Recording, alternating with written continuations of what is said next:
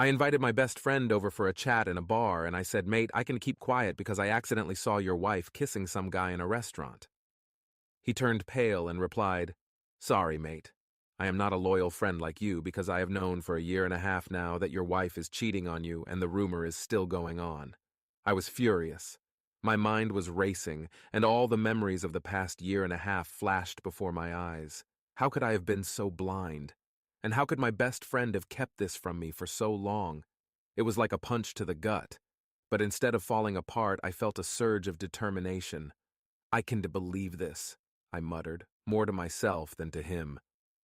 He looked down, unable to meet my eyes. "I'm sorry, mate. I thought it would end, or that she'd come clean. I didn't know how to tell you." I took a deep breath, trying to calm the storm brewing inside me. "All right, no more secrets. We need to get back at them. They think they can play us for fools? Let's show them just how wrong they are." My friend looked up, a mix of guilt and curiosity on his face.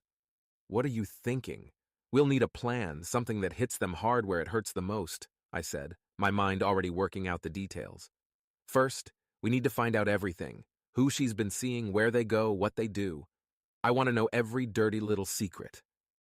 He nodded, a grim determination settling over him. "All right, let us do this." The first step was to gather evidence. I knew a private investigator who owed me a favor, so I called him up and arranged a meeting. We spent hours going over the details, providing him with all the information we had. Names, dates, places. Nothing was too small or insignificant. "Leave it to me," the investigator said. "I'll dig up everything. You'll have what you need in a week." With the wheels set in motion, all we could do was wait. The next few days were torture. Every time I looked at my wife, pretending everything was normal, it took all my strength not to confront her. I needed to stay calm, to keep the element of surprise on our side. Finally, the investigator called. "I've got what you need," he said. "Meet me at the usual spot." I arrived at the cafe, my heart pounding. He handed me a thick envelope, and I opened it with trembling hands. Photos, documents, emails. Everything was there, laid out in black and white. My wife had been seeing the same man for over a year, meeting him at hotels, restaurants, even in our own home when I was away on business trips. "Thank you," I said, my voice hoarse. "Good luck," he replied, giving me a sympathetic look. I went home and called my friend. "It's time," I said. "Let's make them pay." The next morning, we gathered at my place to finalize our plan. We spread out the photos and documents on the kitchen table, going over each piece of evidence in detail. "All right," I said, pointing to a particular photo of my wife and her lover in a cozy embrace at a fancy restaurant. "We'll start here. We need to make sure they get caught red-handed." My friend nodded. "I've got a contact who works at that restaurant. He can tip us off the next time they re-there." "Perfect," I replied. "And we should also use some of this evidence to our advantage. We need to make it public, humiliate them the way they humiliated us." We decided to create an anonymous social media account to leak the photos and emails. It had to be done carefully to ensure they wouldn't trace it back to us. Over the next few days, we worked tirelessly, setting up the account and scheduling posts that would drip feed the evidence over time.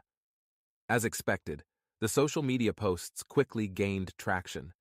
The scandal spread like wildfire, and soon everyone in our social circle was talking about it. My wife and her lover had no idea what was coming.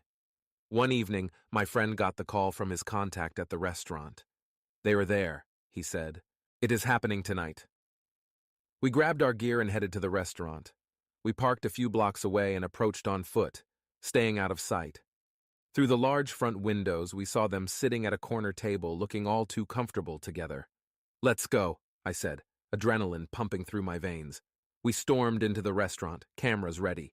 The shock on their faces was priceless. My wife froze, her eyes wide with fear, while her lover tried to slip away unnoticed. "Not so fast," I called out, snapping pictures as they fumbled to explain themselves. The entire restaurant turned to watch the scene unfold, whispers and gasps filling the air. "What the hell is this?" my wife demanded, her voice shaking. "This," I said, waving the camera, "is payback. For every lie, every deceitful moment. You thought you could get away with it? Think again." Her lover tried to step in, but my friend blocked his path. "You're not going anywhere, buddy. Time to face the music." We left the restaurant, satisfied that we made our point. But we weren't done yet. The final blow was yet to come. The next day, we sent the entire collection of evidence to their workplaces. We made sure their colleagues and bosses saw everything. Their professional lives were about to crumble just like their personal ones. It didn't take long for the fallout to begin. My wife's lover was fired on the spot, and she was put on indefinite leave while the company investigated. The scandal was all over social media, and their reputations were in tatters. That evening, my wife came home in tears. "Please, we need to talk," she begged, her voice cracking. I looked at her, feeling a mix of anger and pity.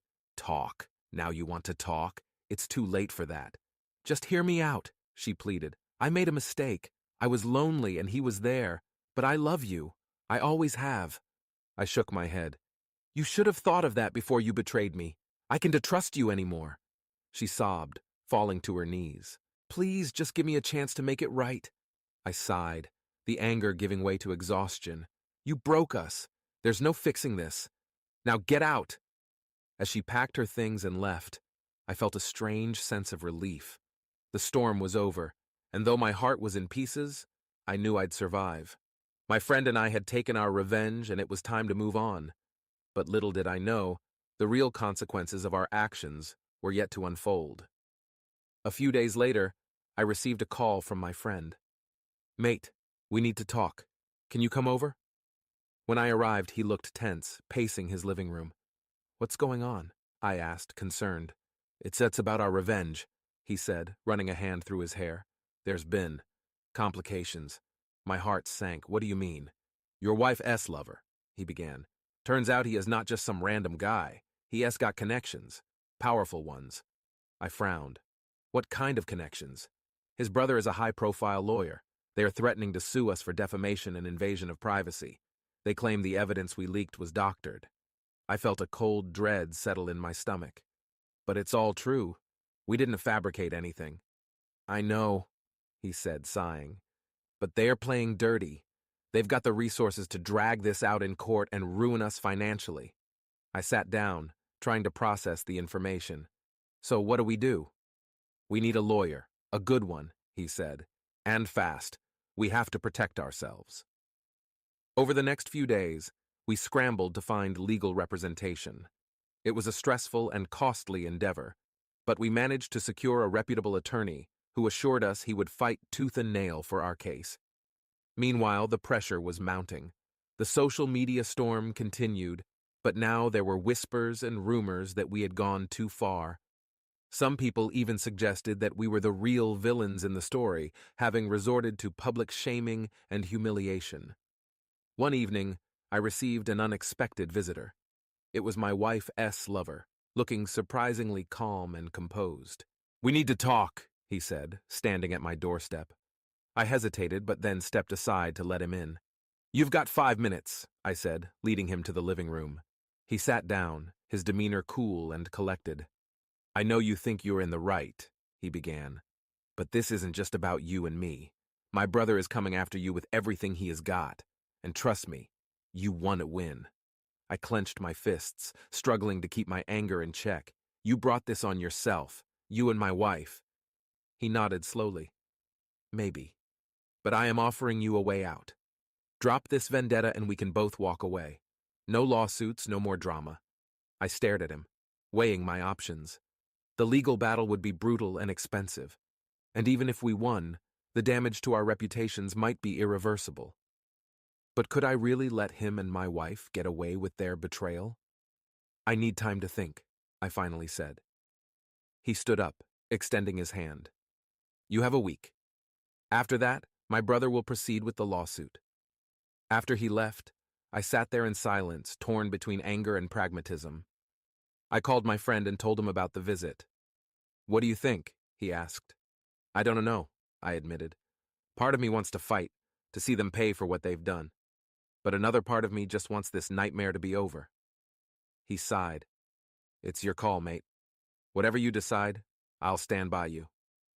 That night I barely slept. my mind racing with thoughts of revenge and justice, fear and doubt.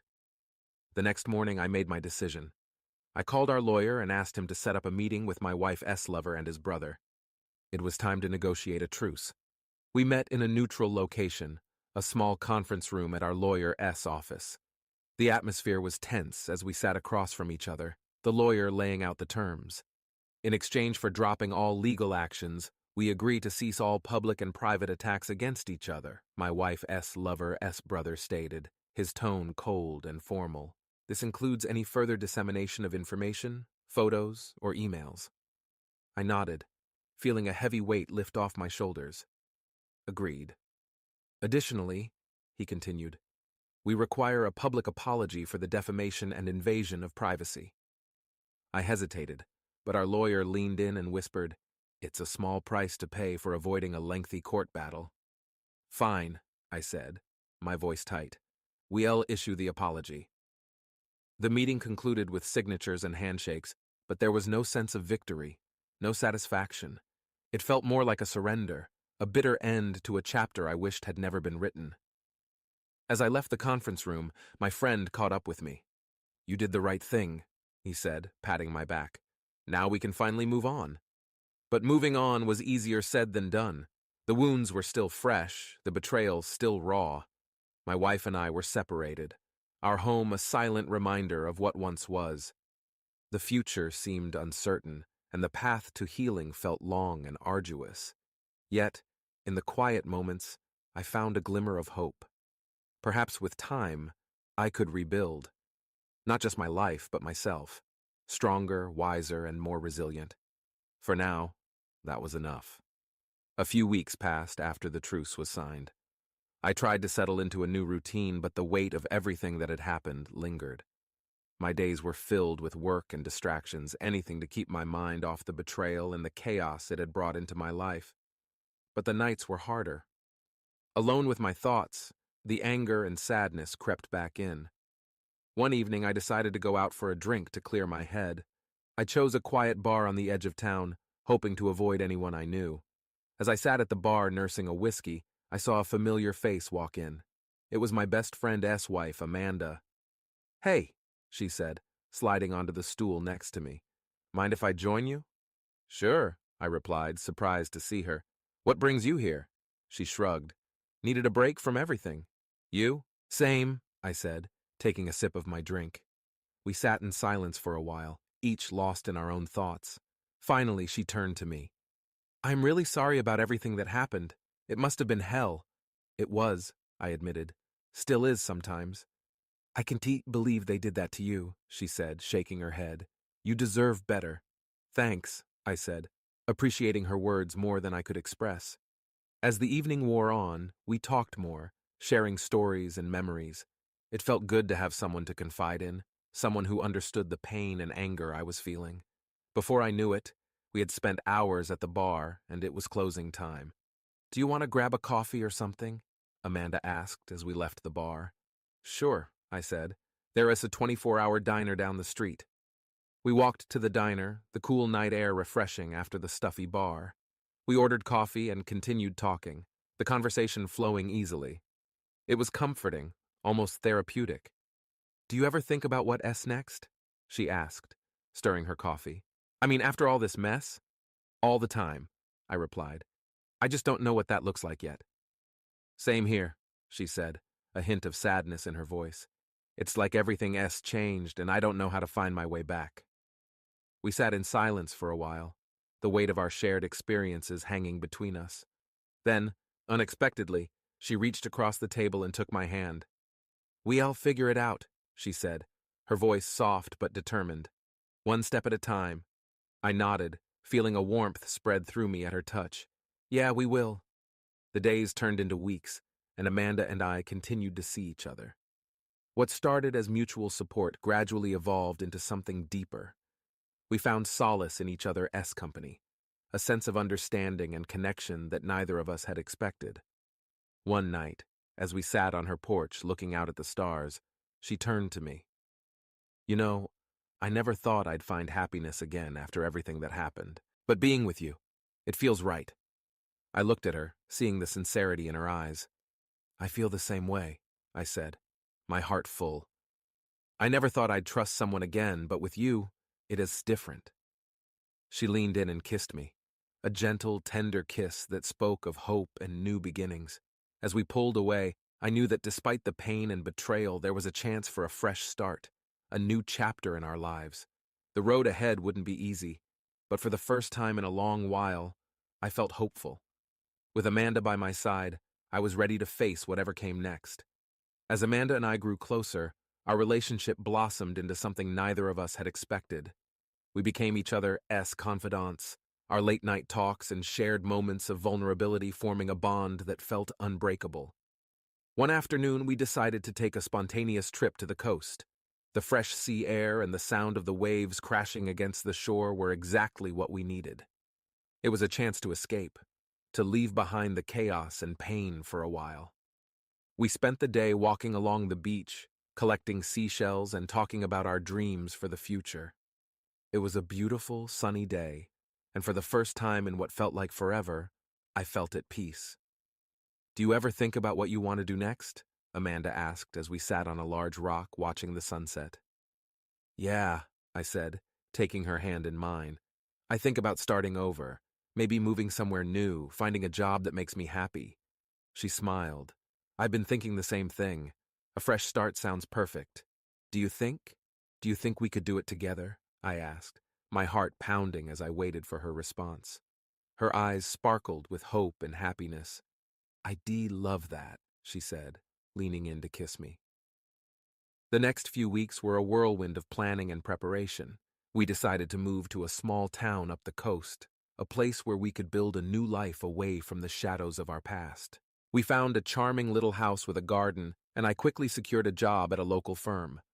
On moving day, as we packed the last of our belongings into the truck, I felt a sense of excitement and anticipation.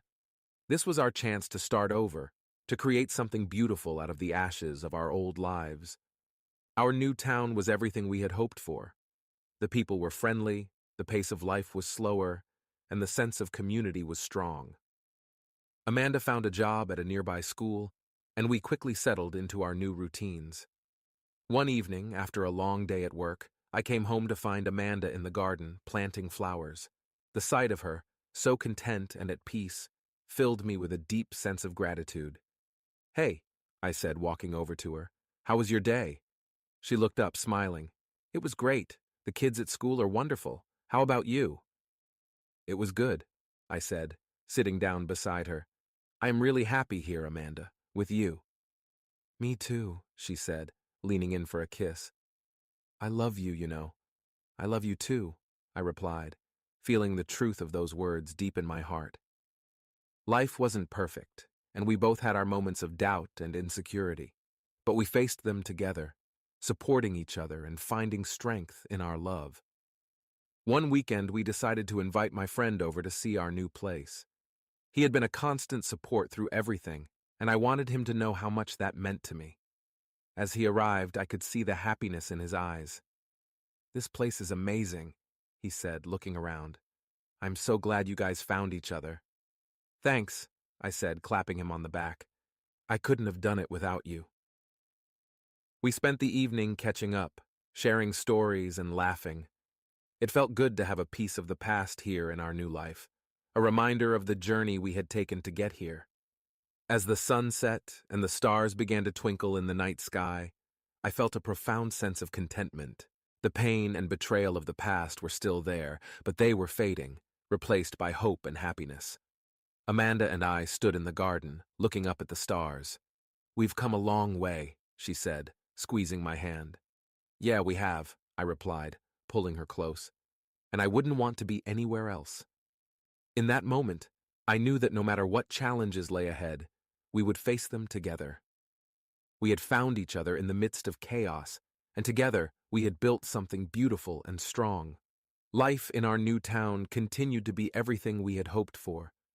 The peace and quiet of our little house, the friendliness of the townspeople, and the simplicity of our routines brought a sense of stability and happiness that had been missing for so long. One evening, Amanda and I were sitting on the porch, enjoying the cool night air, when she turned to me with a serious expression. There's something I've been wanting to talk to you about, she said, her voice soft but earnest. I felt a pang of worry. What is it? She took a deep breath, looking out at the garden we had planted together. I've been thinking about us, about our future. I love what we have here, but I also think it's time we started thinking about building a family. The words hit me like a wave of warmth and excitement. You mean kids? She nodded, a shy smile playing on her lips. Yeah, I've always wanted children, and I can't imagine a better person to share that with than you. I reached out, taking her hand in mine. I feel the same way. I've always dreamed of having a family, and with you, it feels right. We spent the rest of the evening talking about our hopes and dreams for the future, about the kind of parents we wanted to be and the life we wanted to create for our children. It was a beautiful, hopeful conversation, and it brought us even closer together. A few months later, we found out Amanda was pregnant. The joy and excitement were overwhelming. We celebrated with our friends, who had become like family, and we started making plans for the nursery. The months flew by, filled with preparations and anticipation. We took birthing classes, read parenting books, and decorated the nursery with love and care. Our little house felt more like a home than ever before. One crisp autumn morning, Amanda went into labor. We rushed to the hospital, our hearts pounding with a mix of excitement and nervousness. The hours seemed to stretch on forever, but finally, we heard the first cries of our baby girl. Tears streamed down my face as I held her for the first time. She is perfect, I whispered, looking at Amanda, who was exhausted but beaming with happiness. We did it, she said, reaching out to touch our daughter's tiny hand. She is our miracle.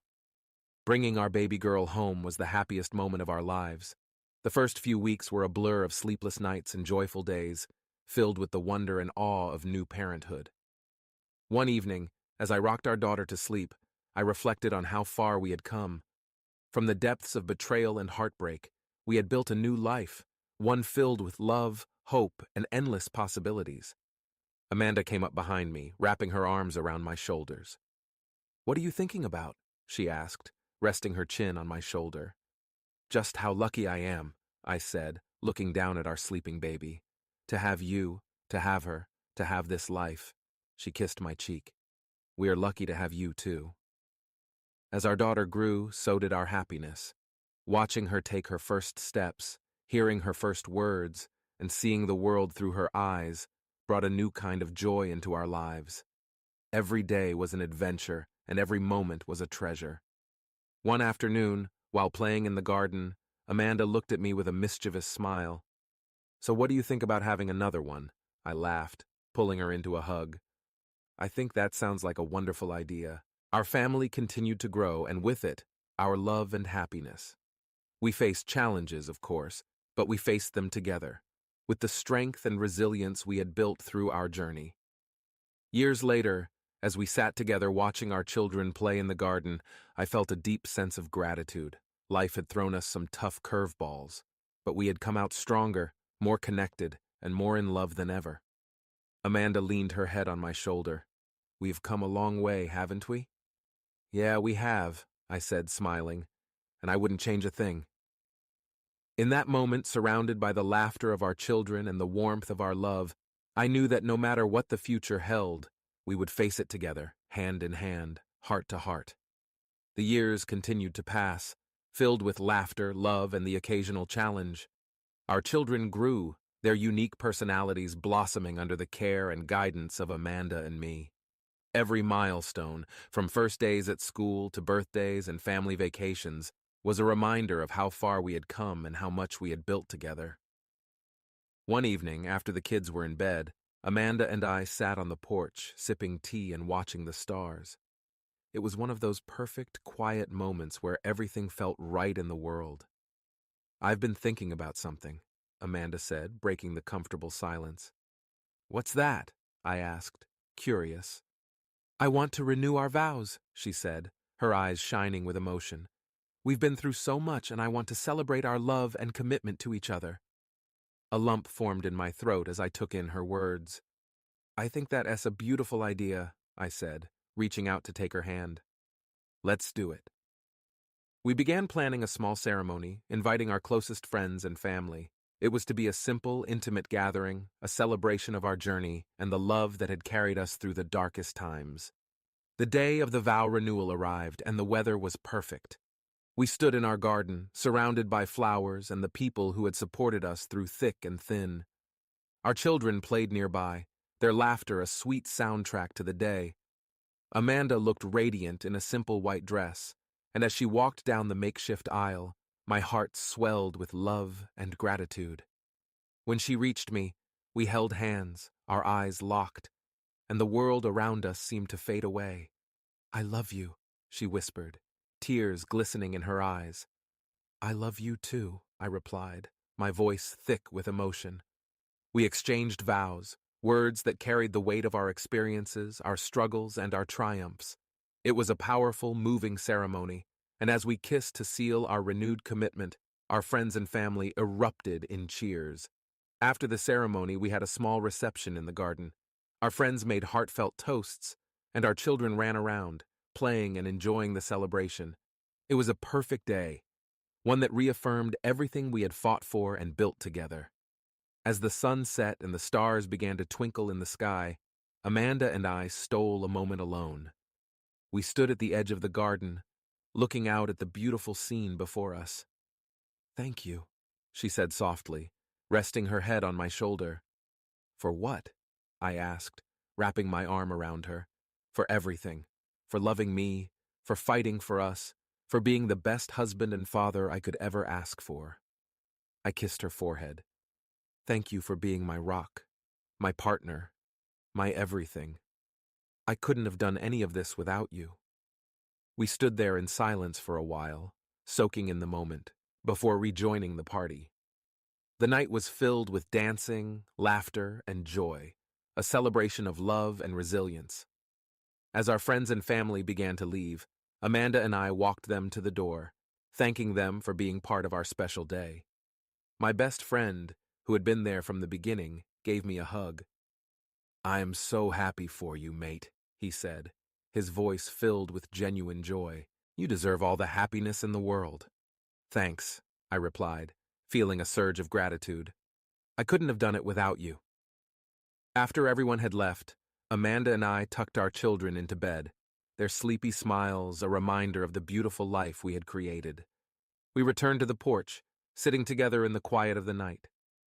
"Here to the next chapter," Amanda said, raising her tea in a toast. "To the next chapter," I echoed, clinking my cup against hers. As we sat there, watching the stars and dreaming of the future, I felt a deep sense of peace and contentment. Life had been a wild journey, full of twists and turns, but it had led us to this perfect moment. No matter what the future held, I knew we would face it together, with love, strength, and unwavering commitment. And that was all I needed. As the years continued to roll by, our lives remained full of love and joy. Our children thrived, growing into remarkable individuals, each with their own dreams and ambitions. Amanda and I were there for every milestone, cheering them on and offering guidance and support. One summer, we decided to take a family road trip, something we had always talked about but never found the time to do. We packed up the car and set off on an adventure, exploring new places and making unforgettable memories along the way. The road trip was a time of bonding and discovery. We visited national parks, camped under the stars, and shared stories around campfires. Our kids loved every minute of it, and so did we. It was a reminder of the simple joys in life and the importance of family. One evening, as we sat around a campfire in a secluded spot by a lake, Amanda turned to me with a thoughtful expression. "Do you ever think about how far we've come?" she asked, her voice soft in the quiet of the night. "All the time," I replied, squeezing her hand. "It's been a wild ride, but I wouldn't change a thing." "Me neither," she said, smiling. "We've built something beautiful together." As the flames danced and the stars twinkled above, I felt a deep sense of gratitude for the life we had created. The pain and betrayal of the past were distant memories, overshadowed by the love and happiness that filled our days. After the road trip, life settled back into its familiar rhythm. Our children continued to grow, each pursuing their passions and carving out their own paths in the world. Amanda and I supported them every step of the way, proud of the people they were becoming. One day while I was at work, I received a call from my old friend, the one who had stood by me through everything. "Hey, I've got some news," he said, his voice filled with excitement. "What's up?" I asked, curious.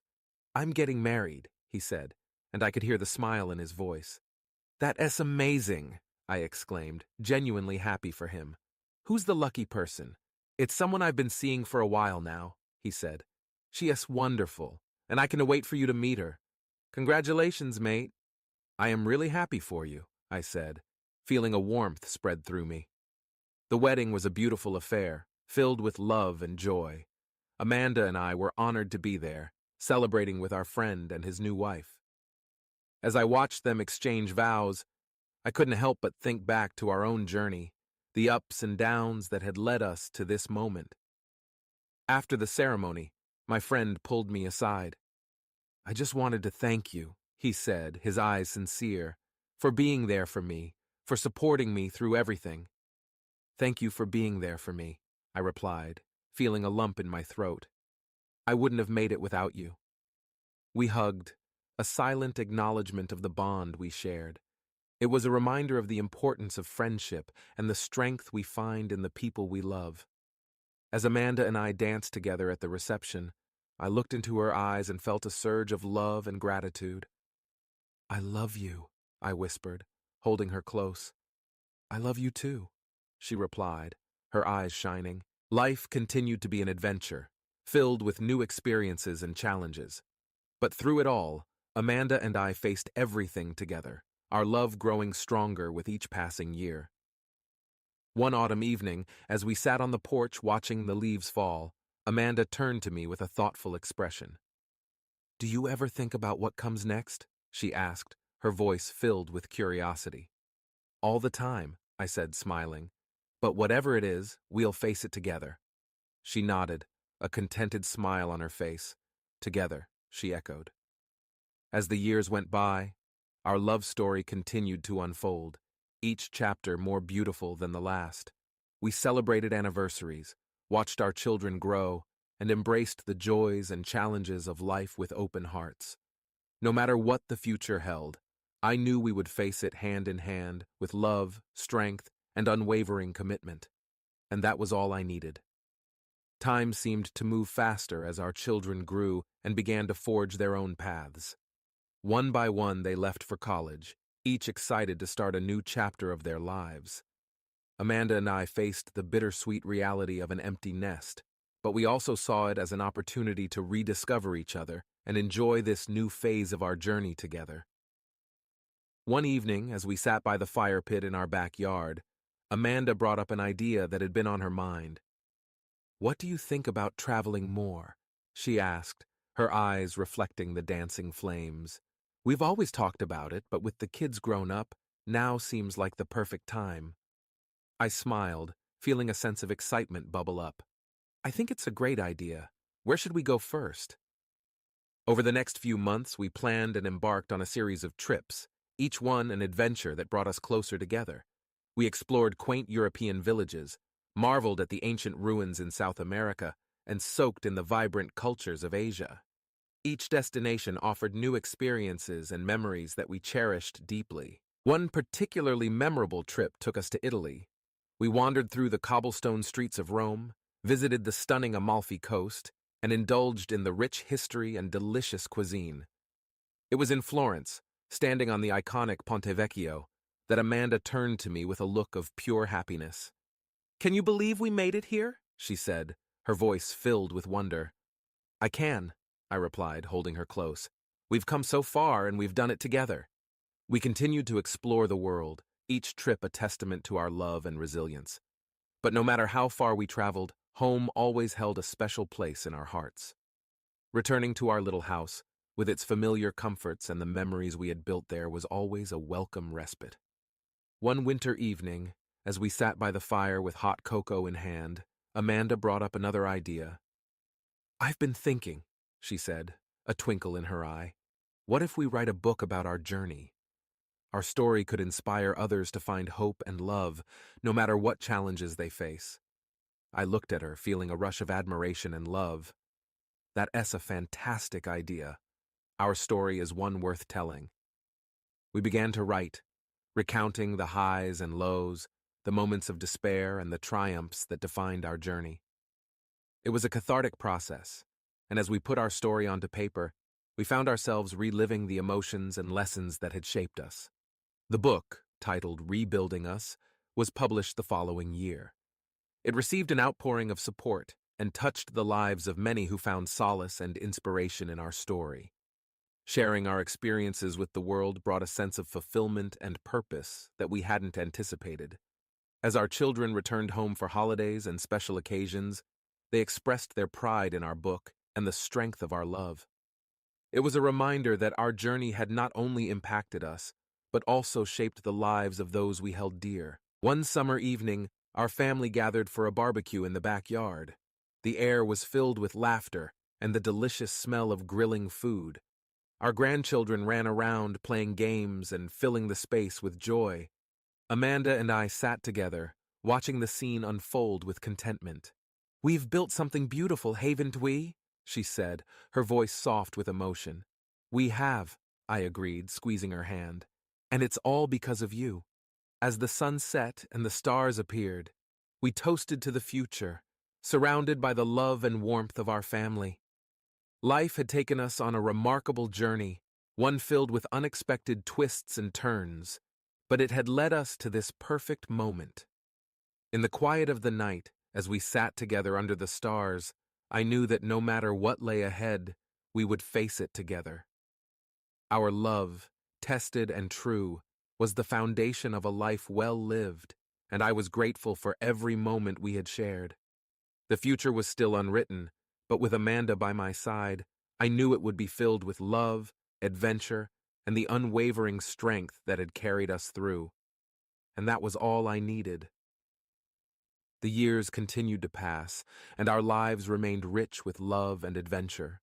Our children flourished in their careers, and our family expanded with the arrival of more grandchildren. Each new addition brought immeasurable joy and a deeper sense of purpose to our lives. One autumn morning, Amanda and I took a walk through the nearby woods, the leaves crunching beneath our feet. The vibrant colors of the season surrounded us, creating a beautiful tapestry of reds, yellows, and oranges. It was during this walk that Amanda shared some news that filled me with excitement and pride. "I have been asked to speak at a conference about our book," she said, her eyes shining with enthusiasm. "They want me to share our story and how we overcame the challenges we faced." "That's incredible," I said, wrapping my arm around her. "You have such an inspiring story to tell." The conference was a resounding success. Amanda captivated the audience with her eloquence and sincerity, sharing our journey with honesty and vulnerability. The response was overwhelming, with many attendees expressing how deeply they were moved by our story. As Amanda spoke, I watched her with admiration, marveling at her strength and resilience. She had faced so much, yet here she was, using our experiences to inspire and uplift others. It was a testament to the remarkable person she was, and I felt incredibly fortunate to share my life with her. After the conference, we were approached by a publisher who was interested in turning our book into a movie. The idea was both exciting and surreal, and after careful consideration, we decided to move forward with the project. We worked closely with the screenwriters, ensuring that our story was portrayed authentically and with the same emotional depth that had defined our journey. The film, titled Rebuilding Us, premiered a year later. Watching our lives unfold on the big screen was an emotional experience, but it was also a celebration of our resilience and the love that had carried us through. The film received critical acclaim and touched the hearts of many, further spreading our message of hope and perseverance. As we navigated this new chapter, we continued to cherish the simple moments that made life so beautiful. We spent time with our grandchildren, teaching them to fish, telling them stories, and creating memories that they would carry with them always. One summer evening, as we sat on the porch watching the fireflies dance in the twilight, Amanda turned to me with a smile. Do you ever wonder what's next for us? She asked, her voice filled with curiosity. Every day, I replied, taking her hand in mine. But whatever it is, we'll face it together. Our journey took another unexpected turn when we were invited to speak at various events and share our story with audiences around the world. We traveled to different countries, met incredible people, and experienced cultures that enriched our lives in ways we hadn't imagined. Despite the whirlwind of travel and public speaking, we always made time for each other and for the quiet moments that grounded us. Whether it was a quiet dinner at home, a walk in the park, or simply sitting together on the porch, we cherished the time we spent together. One winter, as we sat by the fire, Amanda looked at me with a thoughtful expression. I want to start a foundation, she said, to help people who are going through tough times, like we did, to give them hope and support. I felt a surge of pride and love for her. That's a wonderful idea. Let's do it. We established the Rebuilding Us Foundation, dedicated to providing resources and support for individuals and families facing challenges. The foundation quickly gained traction, and we were able to make a meaningful impact on many lives. As the years continued to pass, our love only grew stronger. We celebrated each anniversary with gratitude, reflecting on the journey that had brought us to this point. We faced the inevitable challenges of aging with the same resilience and love that had carried us through everything else. One spring morning, as we sat in our garden, now blooming with vibrant flowers, Amanda turned to me with a smile. We've had quite a life, haven't we? We have, I replied, feeling a deep sense of contentment. And it's all because of you. She leaned in and kissed me. I love you, she said, her voice filled with emotion. I love you too, I replied, holding her close. In that moment, surrounded by the beauty of our garden and the warmth of our love, I knew that no matter what the future held, we would face it together. Our journey had been filled with unexpected twists and turns, but it had also been a testament to the power of love and resilience. And as we sat there, hand in hand, I realized that our story was far from over. It was a story that would continue to unfold, each chapter a celebration of the life we had built together and the love that had sustained us through it all. As the years continued, our lives remained full of love, adventure, and a sense of purpose. The Rebuilding Us Foundation flourished, helping countless individuals and families navigate their own struggles with the same resilience and hope that had carried us through. Amanda and I embraced our roles as mentors and guides, sharing our experiences and offering support to those in need. The foundation became a cornerstone of our legacy, a testament to the power of love and perseverance. One summer evening, as we hosted a fundraiser for the foundation in our garden, surrounded by friends, family, and supporters, I felt an overwhelming sense of gratitude. The event was a beautiful celebration of community and hope, and as I looked around, I couldn't help but reflect on how far we had come. During the fundraiser, Amanda and I were approached by a young couple who had recently benefited from the Foundation's support. We just wanted to thank you, the woman said, her eyes filled with emotion. Your story gave us the strength to keep going when things seemed impossible. Amanda smiled warmly, taking the woman's hand. Thank you for sharing that. It's stories like yours that inspire us to keep doing what we do. As the evening drew to a close and the guests began to leave, Amanda and I sat together on the porch, watching the stars twinkle above. We've built something incredible, she said, resting her head on my shoulder. We have, I agreed, feeling a deep sense of fulfillment. And it is all because of you. She smiled, her eyes reflecting the love and happiness we had found together. I couldn't have done any of this without you. The next morning we received a call that would change our lives once again. It was from a renowned publishing house, expressing interest in a follow-up book about our experiences with the foundation and the impact it had on the lives of others. Amanda and I were excited about the opportunity to share more of our journey and the stories of those we had helped. We spent the next few months writing, pouring our hearts into the book, and capturing the essence of the Foundation's mission. The book, titled Hope Renewed, was published the following year and received widespread acclaim. It further solidified our legacy and brought even more attention to the Foundation's work. We were invited to speak at conferences, appear on talk shows, and participate in panel discussions, all of which allowed us to spread our message of hope and resilience even further. Despite the newfound attention and busy schedule, Amanda and I always made time for each other and our family. We cherished the quiet moments, the simple joys, and the deep connections that had carried us through the years. One autumn afternoon, as we sat on a bench in our favorite park watching the leaves fall, Amanda turned to me with a thoughtful expression. "You know, we've done so much good in the world, but there's one more thing I'd like to do." "What is that?" I asked, curious. "I want to start a scholarship fund," she said, her eyes bright with excitement, "for young people who have faced adversity and need a chance to pursue their dreams." I smiled, feeling a surge of pride and love for her. "That is a wonderful idea. Let's make it happen." We established the Rebuilding Us Scholarship Fund, dedicated to providing educational opportunities for young people who had overcome significant challenges. The scholarship fund quickly gained support, and we were able to help many deserving students achieve their dreams. As the years continued, our lives were filled with love, purpose, and the joy of giving back. Our family continued to grow, and we reveled in the happiness of our children and grandchildren. We traveled, explored new places, and created countless memories together. One winter evening, as we sat by the fire, Amanda looked at me with a serene smile. "We've lived a beautiful life, haven't we?" "We have," I said, taking her hand in mine, "and it's all because of you." She leaned in and kissed me. "I love you," she said, her voice filled with emotion. "I love you too," I replied, holding her close.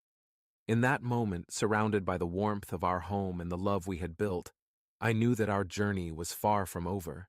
We had faced many challenges, but we had also experienced countless moments of joy and love. Our story was one of resilience, hope, and the unbreakable bond that had carried us through it all. And as we sat there, hand in hand, I realized that the future was still bright, filled with endless possibilities. With Amanda by my side, I knew that no matter what lay ahead, we would face it together, with love, strength, and unwavering